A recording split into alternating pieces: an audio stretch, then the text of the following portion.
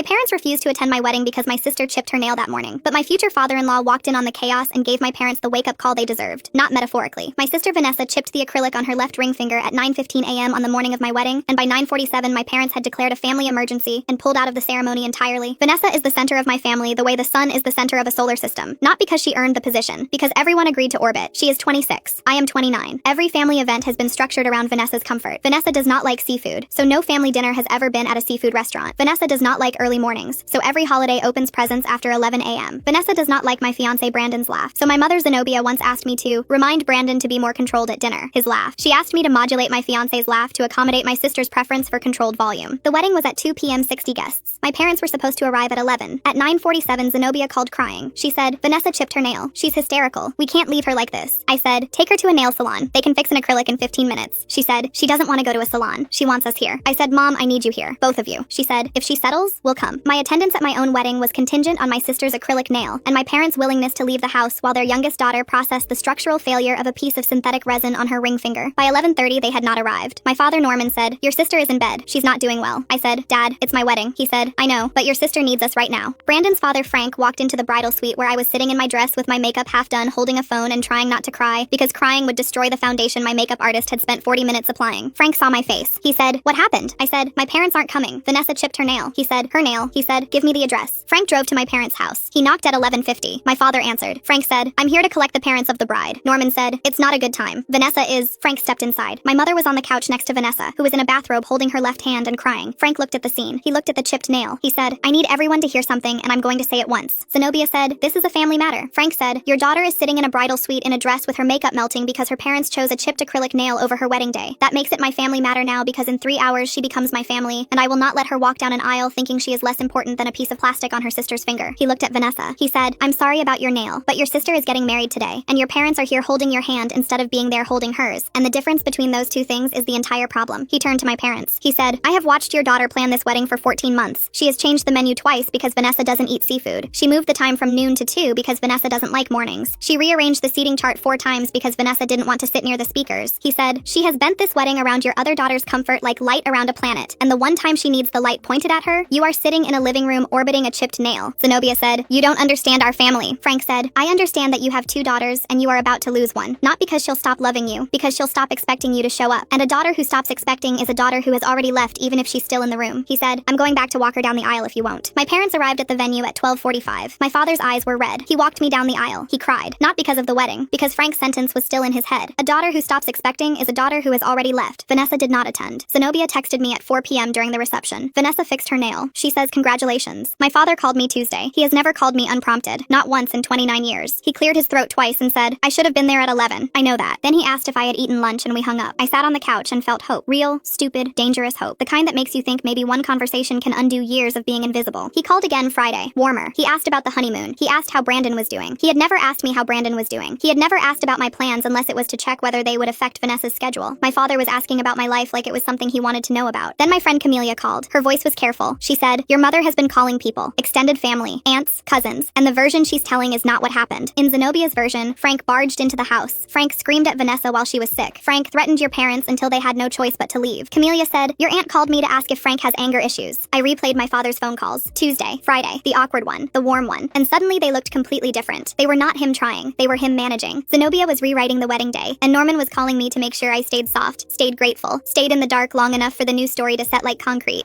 What I thought was the beginning of change was the beginning of a cover-up. My father was not reaching for me. He was holding me in place while my mother rebuilt the story around us. I called Zenobia. I said, are you telling people Frank screamed at Vanessa? She said, that man came into our home and humiliated us, and you let him. You let him. In my mother's version, I was not the bride who sat crying because her parents chose a chipped nail over her wedding day. I was the person who let Frank come. I was the one who allowed her family to be attacked, not the person who was abandoned, the person who made the attack possible. She had built a whole new version where Frank was an aggressor, my parents were victims, Vanessa was the truly hurt one, and I was the enabler. And she was selling this to every aunt and cousin who would listen. And they were buying it because the truth, my parents almost missed my wedding because of a chipped nail, sounds more unbelievable than her lie. And Zenobia knew that. Cousins texted, is everything okay with Brandon's dad? I heard your in-laws made it harder. Each one meant Zenobia's version was winning. Then Vanessa texted. 2 weeks of silence and she texted, you really blamed mom for my emergency on your wedding day? You couldn't let me have one bad morning without making it about you? In Vanessa's version, she was the one having an emergency. And I, by expecting my parents at my wedding, had made her emergency about me. The bride was the selfish one. The 26-year-old in a bathrobe crying over synthetic resin was the victim. Zenobia called. She said, "We need to sit down as a family. Clear the air. You, me, your father, and Vanessa. No in-laws." I knew what this was. Clearing the air meant getting me outnumbered. Vanessa would cry. Zenobia would steer. I would end up apologizing for making everyone feel bad. Then Norman got on the phone. His voice was quiet. He said, "Please come. I want to talk." His voice sounded like a man caught between two things. Frank's sentence and the wife trying to pull it out. Brandon said, "They're going to gang up on you." I said, "If I don't go, I'm the one who refused to try. And they'll use that forever." I told Frank not to come. I said, "If you show up, my mother will make the whole dinner about you. She'll spend the entire night talking about how you barged in, and it will never be about what they did to me." Frank said, "You call me if you need me. I'll be 15 minutes away." I walked into my parents' house. The table was set for 4. Vanessa was already seated. Her nails were perfect. Fresh acrylics. Not a chip on any of the 10 fingers that had apparently been in a state of emergency severe enough to pull my parents out of my wedding. Vanessa did not greet me. Zenobia set a dish down and said, "I want us to talk like adults." I said, "You didn't come to my wedding on time because Vanessa chipped a nail. That's what happened." Zenobia said, "That's your version." I said, "You called me at 9:47. You said Vanessa chipped her nail and she was hysterical and you couldn't leave." Then Vanessa put her phone down. She looked at me and said, "You finally got what you wanted. You got to be the victim for one day. I hope it was worth losing your family." Her voice was flat, calm, rehearsed. She had come to this dinner with a script and delivered her line like an actress who had been practicing for 2 weeks, which she had been, because the silence was not silence. It was rehearsal time. The delivery was so smooth that for one bad moment I almost believed her. I almost thought, did I make this about me? Then I remembered I was the bride, on my wedding day, and my parents were not there, because of a nail. Zenobia said, "Vanessa's right. You could have been more understanding. Instead, you sent that man to our house." That man, not Frank, not Brandon's father. I said, "I didn't send Frank. He saw me crying in my wedding dress and decided on his own to go because a stranger had more instinct to show up for me on my wedding day than my own parents." Norman flinched. His fork stopped moving. That sentence found its target. Not because I was aiming, because the wound was already there. I said, "Dad, look at me." He did not move. His eyes stayed on his plate, hoping the conversation would pass over him the way it always has. I said it again. "Dad, look at me." He looked up. His eyes were wet. I said, "You walked me down the aisle and you cried. I need to know if you cried because you were sorry or because you were embarrassed that Frank had to come get you." Zenobia opened her mouth. Norman held up his hand. He held it up the way you hold up a hand to stop traffic. My mother closed her mouth. I have never, in 29 years, seen my father stop my mother mid-sentence. Norman said very quietly, "I cried because Frank was right." Vanessa's face changed, not a gasp. The face of someone who has just heard a sound that is not supposed to exist. Something that looked almost like fear. Zenobia said, "Norman," just his name. 15 different meanings, all warnings. Norman did not look at her. He said, "He was right. We weren't there, and I don't know how to fix that." Vanessa stood up. The chair scraped the floor. She said, "So you're choosing her." Norman said, "I'm not choosing anyone. I'm saying we were wrong." Vanessa said, "If you're saying you were wrong for being with me, then you are choosing her." The logic was perfect in its brokenness. In Vanessa's world, admitting our parents should have been at my wedding was the same as rejecting her. Either the orbit held or it did not. She looked at Zenobia. She said, "Mom, say something." Zenobia sat there, caught between the first honest thing her husband had said in years and her younger daughter demanding she undo it. She said nothing. For the first time in my entire life, Zenobia had nothing to say. Vanessa walked out. The front door slammed hard enough to rattle the picture frames. Zenobia said, "You see what you've done? She's gone." She left. And I said, "She left a dinner, Mom. You left my wedding." Her mouth opened, then closed. The comparison was too clean. A daughter walking out of a dinner versus 2 parents walking out of a wedding. There was no version of the math where she won. Norman said, "A daughter who stops expecting." That's what Frank said. And I've been thinking about it every day. I thought about all the times you asked for something small and we said no because Vanessa needed something big. And I thought about how you stopped asking. He said, "When did you stop asking?" The question hit somewhere old. Somewhere I had locked up and covered with years of being fine and easy, and the daughter who never needed anything. I said, "I was 17. You forgot my birthday because Vanessa had a fight with a friend and needed a family night." I stopped asking after that. Norman put his head in his hands. His shoulders were shaking. Zenobia was crying. She said, "Vanessa is sensitive. She needs more. That doesn't mean I love you less." I said, "Mom, you missed my wedding for a chipped nail. I'm not asking if you love me less. I'm telling you what you showed me." Norman stood up. He walked around the table and stood next to me. This quiet man who has spent my entire life letting other people speak for him. He said, "I don't know how to undo this, but I am sorry. Not because Frank told me to be. Because I walked you down that aisle and I realized I almost wasn't there. And the reason I almost wasn't there is something I can never explain without being ashamed." Zenobia said, "And what about Vanessa? She's out there alone." Norman said, "Vanessa is 26 years old. She left because she didn't hear what she wanted. Right now I'm standing with the daughter who almost stopped expecting and I need her to know I'm here." I said, "I'm not cutting you off, but I'm done bending. No more changing menus. No more rearranging seating charts. No more asking Brandon to laugh quieter. If you come to my life, you come to it as it is. And if Vanessa has a problem with that, Vanessa can deal with it herself." Norman nodded. Zenobia said, "I need time." I said, "Take it. I'm not going anywhere, but I'm also not waiting anymore." Brandon was sitting on the porch when I pulled in. He said, "How'd it go?" I said, "My dad chose me," out loud, in the room, for the first time. I called Frank from the driveway. I said, "Thank you for the sentence about a daughter who stops expecting." Frank said, "You never stopped expecting. That's why it still hurt, and that's how I knew it was worth saying. The family I was born into is broken. The family I married into showed up before I even asked. My parents are not fixed. But something true got said at that table, and for the first time it was said by the people who needed to say it, not by a man who had to drive 20 minutes to say it for them."